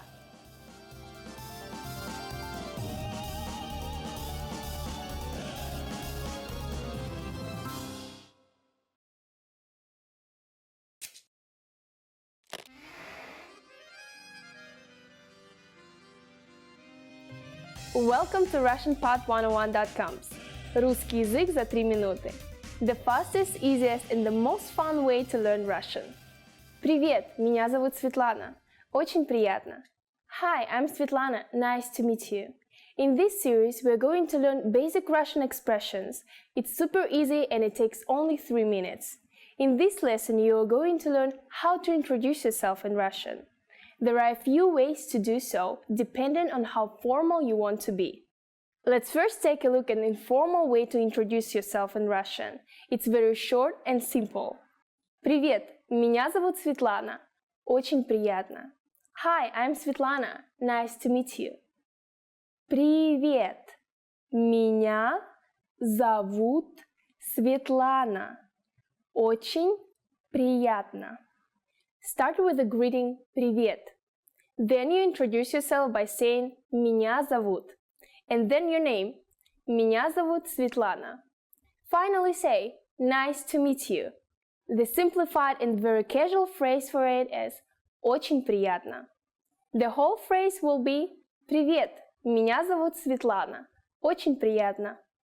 Now let's take a look at more formal version for greeting and self-introduction. It's a bit longer than the previous one. You ready? Here we go. Здравствуйте, меня зовут Светлана. Приятно познакомиться. Hello, my name is Svetlana. It's a pleasure to meet you. Здравствуйте, меня зовут Светлана. Приятно познакомиться. What has changed from the previous introduction? Let's take a closer look at these together. First, we changed the greeting word «привет» to «здравствуйте». It's very formal and official greeting which can be used any time of the day, morning, afternoon, evening, or even at night. Luckily, the phrase you use to introduce your name stays the same. Меня зовут Светлана. Next, after giving your name, you say «приятно познакомиться». It's more formal, but can be used in informal greeting as well. It literally means it's a pleasure to meet you. Once more, the formal way to introduce yourself is «Здравствуйте, меня зовут Светлана. Приятно познакомиться». In the sentence «Меня зовут Светлана», «меня» is myself, and «зовут» is to be called. So the literal translation is I'm called Svetlana.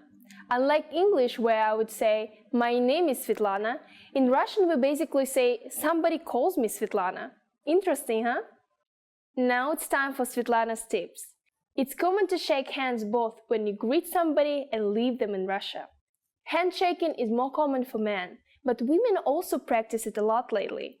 And don't forget direct eye contact. It's very important in Russia.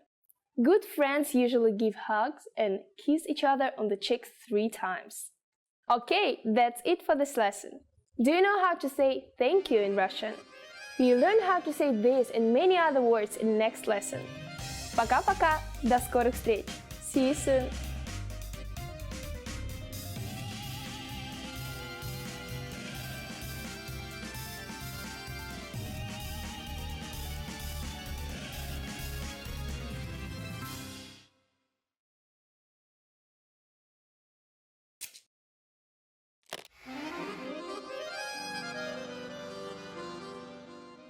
Здравствуйте! Я Светлана. Welcome to RussianPod101.com's Alphabet Made Easy, the fastest, easiest, and most fun way to learn the Russian Cyrillic alphabet, the alphabet. Over the next 20 lessons, you learn everything there is about the reading and writing of the Russian language. By the end, you'll be ready to dive into the world of Russian literature, make your way through Russian cities, and really accelerate your Russian study.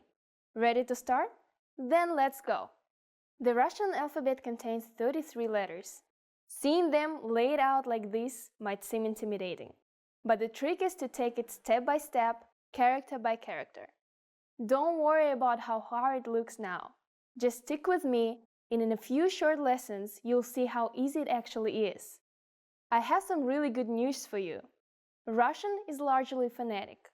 This means words are actually pronounced exactly like they're written.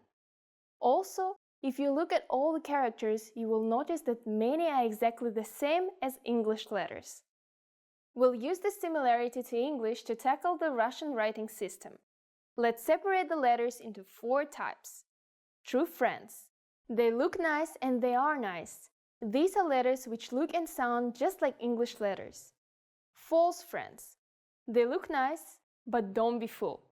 These look like English letters you're familiar with, but sound different. New friends. They might look scary, but you'll warm up to them easily. These are letters you haven't seen before, but they have familiar sounds. Strangers. These will be the tricky ones. They look different from anything you've seen before, and don't have similar sounds to English either. We'll start nice and easy with some true friends. So, let's begin. We'll start at the beginning. Ah. So what sound does this letter make? That's easy, because the name of the letter almost always describes the sound that the letter makes. So it's pronounced ah. That's why this is a true friend. It looks like an English A and it sounds like an English A. What you see here are the printed forms. This is what you'll see on signs, newspapers, and anywhere that the letters are printed mechanically. As you can see, both the versions of A look the same as A in English. Now it's time to take out your pencils. We are going to practice writing. Find some paper and follow along. Even though it is rare to see the printed version of Russian handwritten, you'll practice writing them so you can get used to the shapes. Okay, here we go. Here is the uppercase.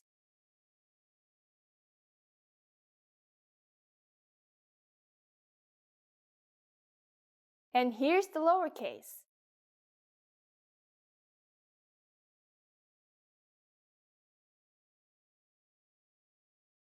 Nice. Time for the next letter? Not yet. You just saw the printed version of A. However, when writing by hand, Russians use cursive letters exclusively. This is the way Russians learn to write ever since elementary school. Even though you practice writing in the print style, it's very rare to see that in the real world. When you write Russian, it's going to be in the cursive style. The cursive uppercase A looks like this. While sometimes there is a big difference between the printed and cursive letters, R is pretty straightforward. It's one long stroke and then a short one in the middle. Now here's the lowercase handwritten A. This is very easy too. It's similar to the cursive A in English, and it's also very easy to connect to the next letter. Now it's your turn.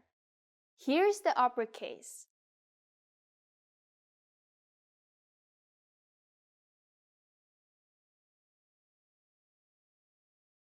And the lowercase.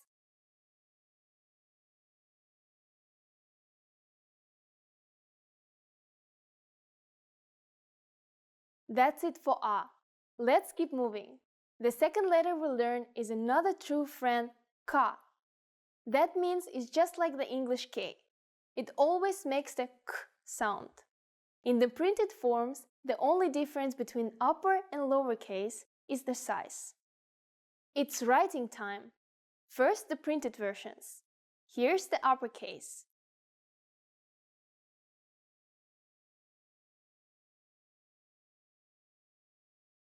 and the lowercase.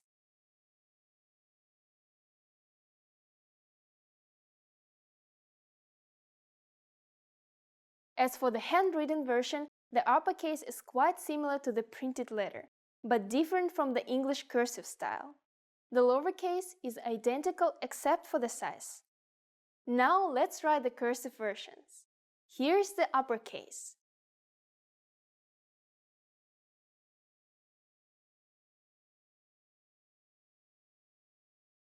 That means that we have to pick up our pen or pencil after writing the first stroke, and then connect ka to the next letter with the second stroke.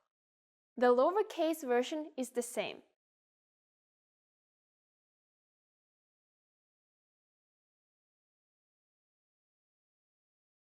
Great! You already learned 2 letters of the Russian alphabet. That means you're ready for your first Russian word. First, look at the printed version and try sounding it out. Did you read как? Well, you're right. This is how to write the word for how in Russian.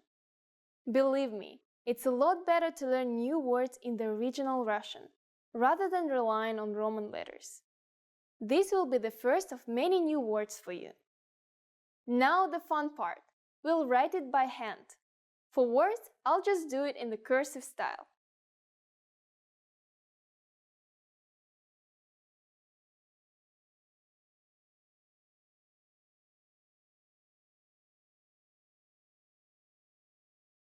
Congratulations! You just written your first Russian word.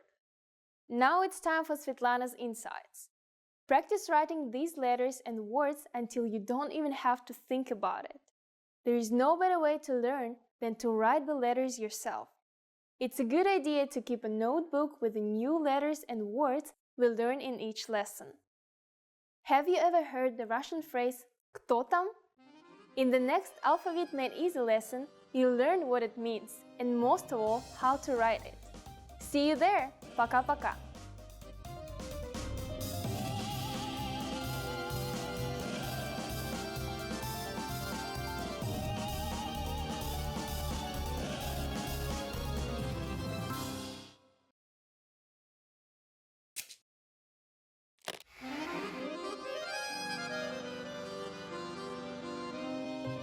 Привет всем! С вами Светлана.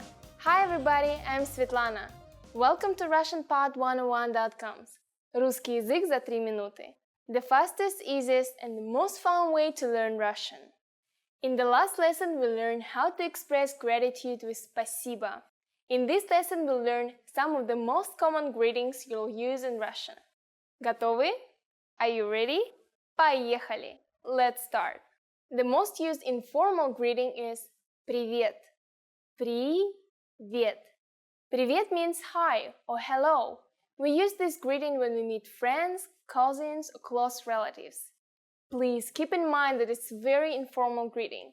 If you're not close to someone or he or she is older than you, you should not use this word.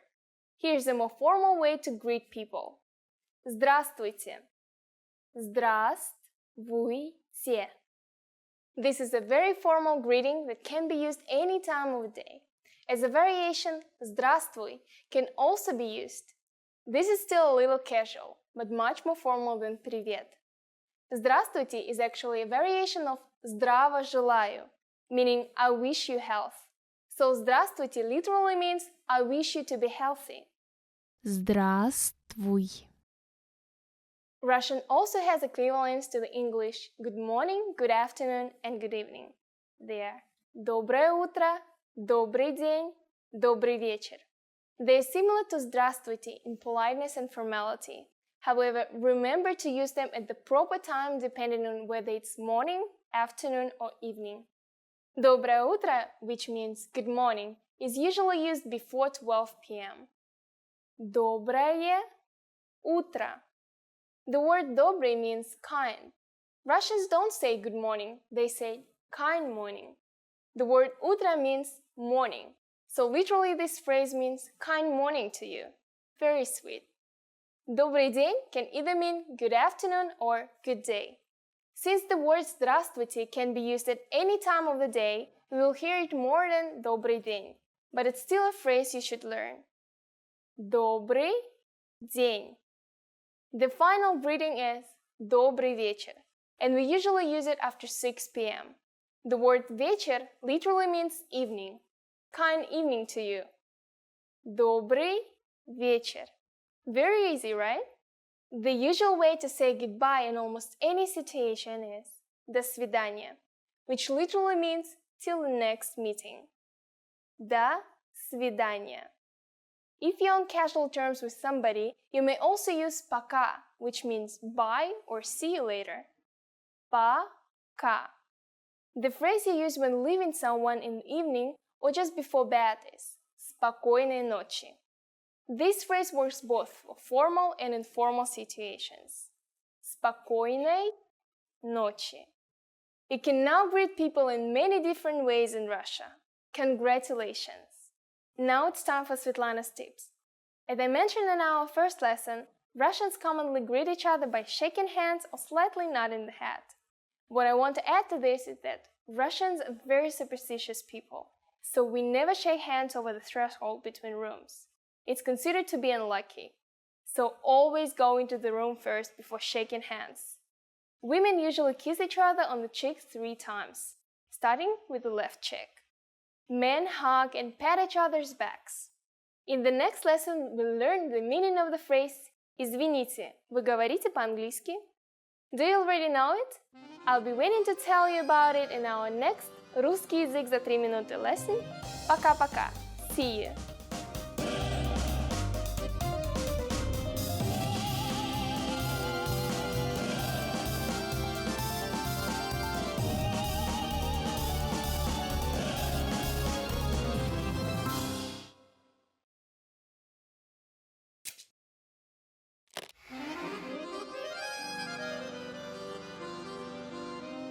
Здравствуйте, я Светлана.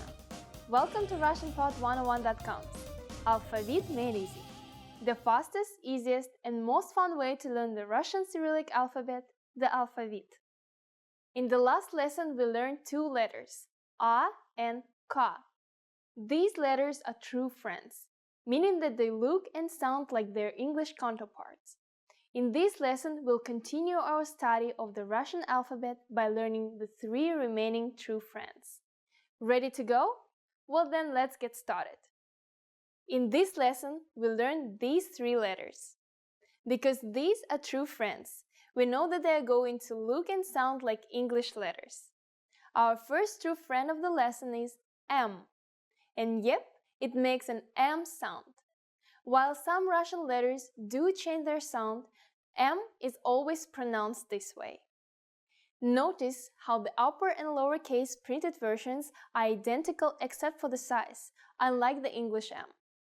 As we mentioned in the last lesson, you will see the print form on menus, packages, and maps, so you better learn to read them. Let's write them now. Remember, we are writing the printed forms just for practice. You won't see the printed forms written like this in Russian. Here's the uppercase.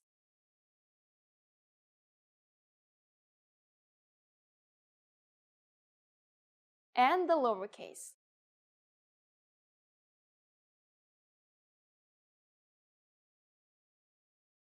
Now that we've seen the printed forms of M, let's take a look at how to write it by hand.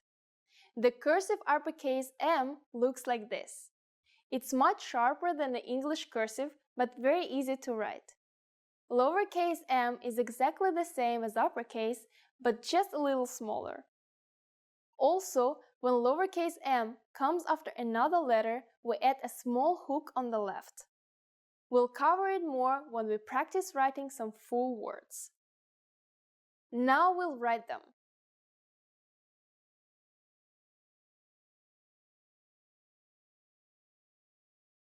Uppercase M is a single stroke, so you can connect easily to the next letter without lifting your pen or pencil.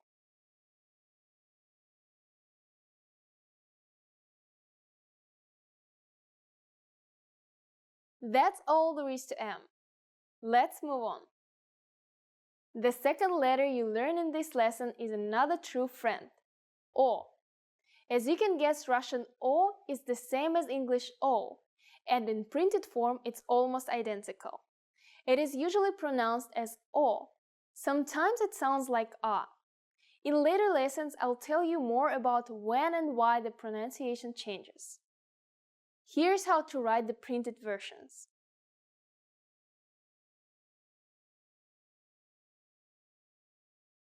And the lowercase.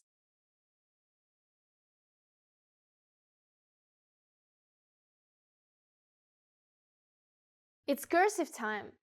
If you know how to write a cursive O in English, this shouldn't be a problem for you.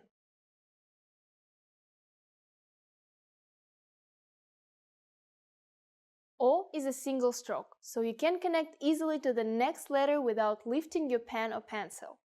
As for the lowercase o, it's exactly the same but slightly smaller.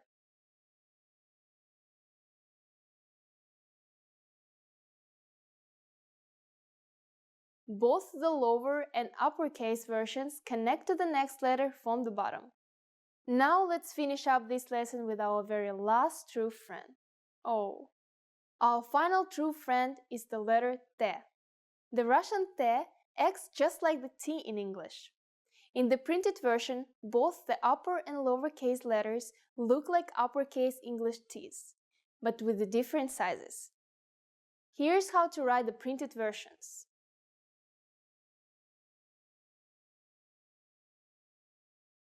And the lowercase.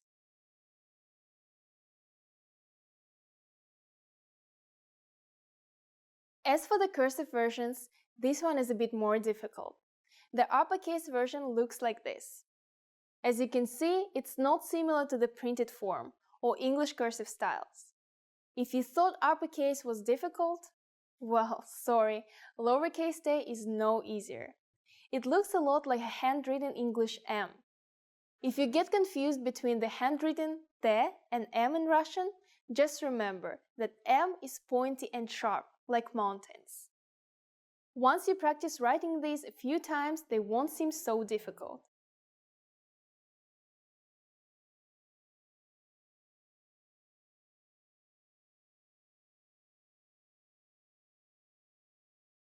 T consists of 4 separate strokes, and you pick up your pen before writing the next letter.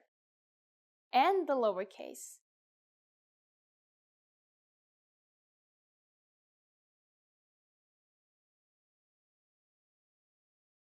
Okay, well done! I think you're ready to learn some new words. Can you read it? It's pronounced tam. This is the word for there in Russian. Now let's practice writing it.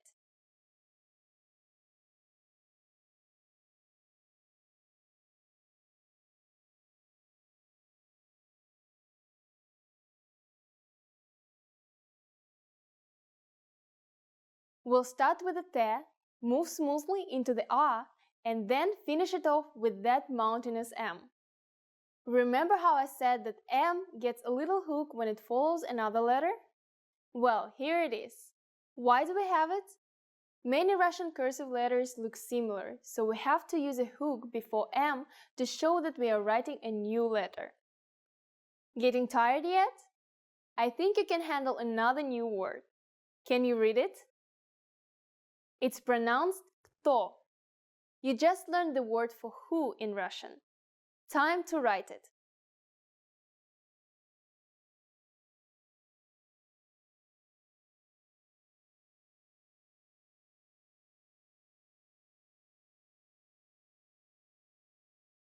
Let's start out with a ka, transition to a nice rounded te, and finish it up with o.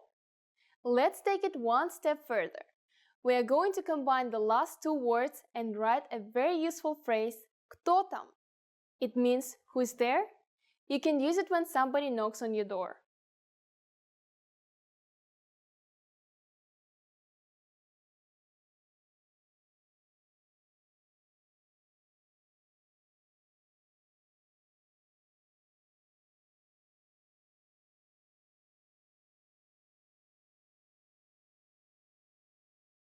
Start with kto, except with a capital K this time. Now follow it up with tam. Don't forget the hook. And of course, we'll end the question with a question mark. It's done. Now it's time for Svetlana's insights. Be sure to add кто and там to your notebook. We'll add new words in every lesson, and by the end of the series, you will have a very useful collection of words that you wrote yourself. Well, we met the last of our true friends today, and that means we'll be entering some slightly more sinister waters in the next lesson. But it also means you will be able to expand your vocabulary with more words, including the Russian word for no. We'll learn that and much more in the next lesson of RussianPod101.com's Alphabet Made Easy. Пока-пока!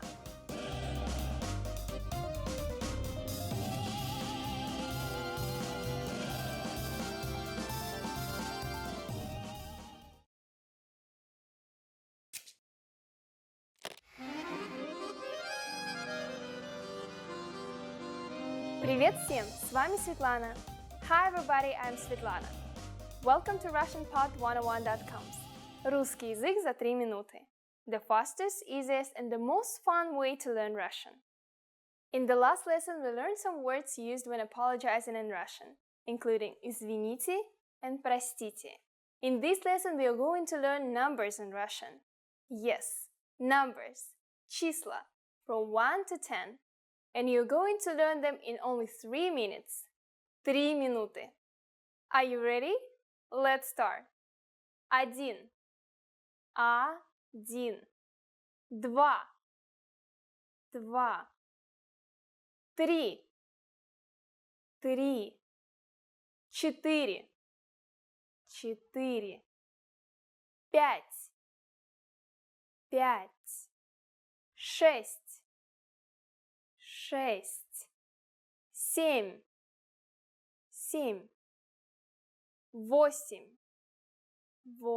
7.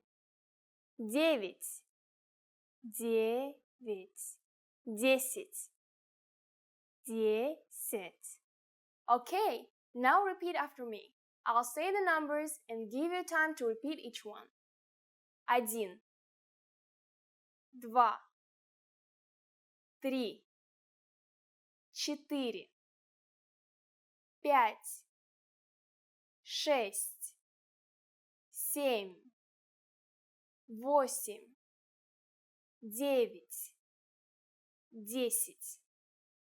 Great job! What comes before 1? Do you know? It is 0.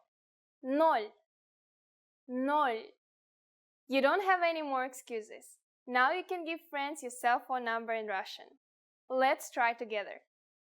We'll use the phrase «мой номер телефона», which means my telephone number is. Мой номер телефона. Мой номер телефона 8 9 2 4 5 7 1 3 6 10. Can you read it by yourself? 8 9 2 4 5 7 1 3 6 10. Perfect! Now it's time for Svetlana's tips. Numbers are used everywhere. Usually when Russians say phone numbers, they combine the single numbers into tens and hundreds. But if it's a short number that contains less than 6 numerals, it's usually pronounced as the separate digits. Learn your numbers well, so you can be ready for real-life situations. Do you know the Russian word for 100? It's very simple and we'll learn it very soon. In the meantime, your job is to practice the numbers we studied in this lesson, from 1 to 10. Пока-пока! До скорого! See you soon!